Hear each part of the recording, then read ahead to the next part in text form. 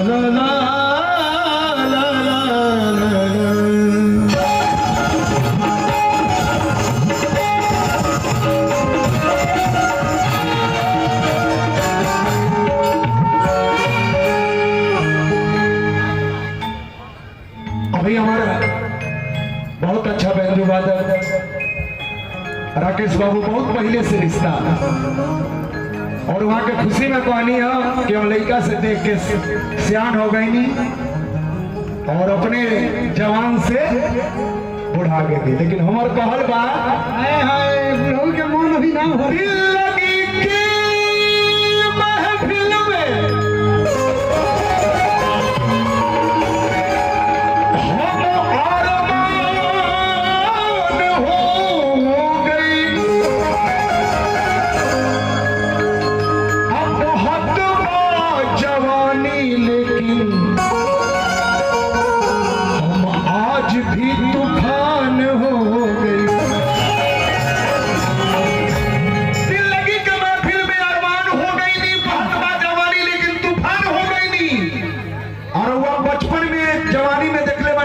लेकिन हम क्रिया खा के कहता नहीं कहीं कुछ लोग के देख के आजो हम जवान हो गई। वाह वाह वाह वाह अरे आपके जख्म मिल जाला जख्म मिल जाला कई दिल का सितान हो जाला। हमारा जानता नहीं कि वो भजन देख सकम कवाल भी आई दिल लगी के महफिल में ही दस्तक जवान हो जाला। कभी पट्टी पे आके कभी अपमान हो जाला दुनिया देख के अहिसन शमशान हो जाला। बेरुखी के महफिल में जब कोनो बूढ़ा भी आई हई तितलिया के देख के सचमुच जवान हो जाला।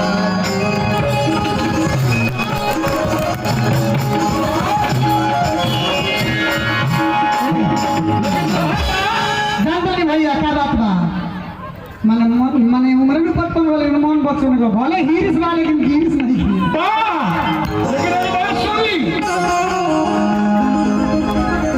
गर्मिया गइल बा लेकिन पेट भूखल नहीं खे ना हम रोजा बानी गर्मी आ गइल बा लेकिन पेट भूखल नहीं खे अहेवा जे आइल बा ओकर दिल दुखल नहीं खे। हे लोग के कहीं की आजमा के देख ले लोग अभियो में के गिरिस सुखल नहीं खे। सुनी दिल के गली में ऐलान कर दे और अभियो आज जिंदगी में हैवान कर दे। कुछ देर खतरा कहीं आजमा के देखे के सचमुच में परेशान कर दे। लेकिन मैं दिल के भाषणी राकेश नहीं 4 जने के फ्री कर दिया भाई मगर मुखिया जी के दिया लेकिन रोगे लगे तो चले भैया घटा बदली में बन के भाज आई लगन और सबका दिल में समा जाई लगन और जकरा जकरा आजमावे धोके 2-4 आदमी हमरो संगे आ जाई लगन। अरे उठ जा लोग बदली ए बच्ची बच्ची बढ़िया लेकिन खाती लीजिए थोड़े बोल पड़े मेयर साहब के अरकरी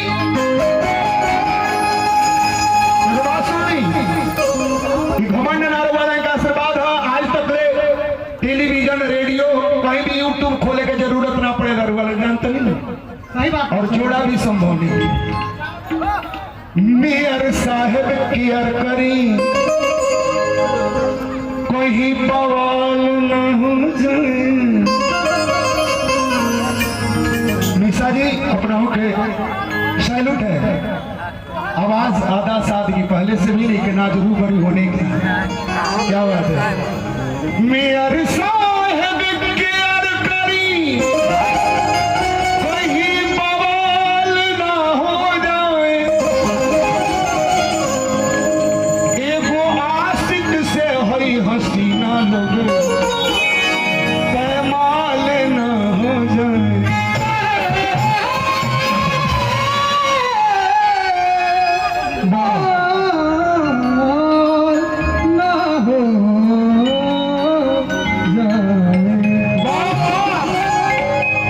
समय कम और कम समय में भी बहुत कुछ हमरा के जब मेयर साहब फोन कैली कि हमारे एक लगभग मेयर साहब आधा कलाकार लोग बहुत पहले से 10-15-20 वर्ष पहले से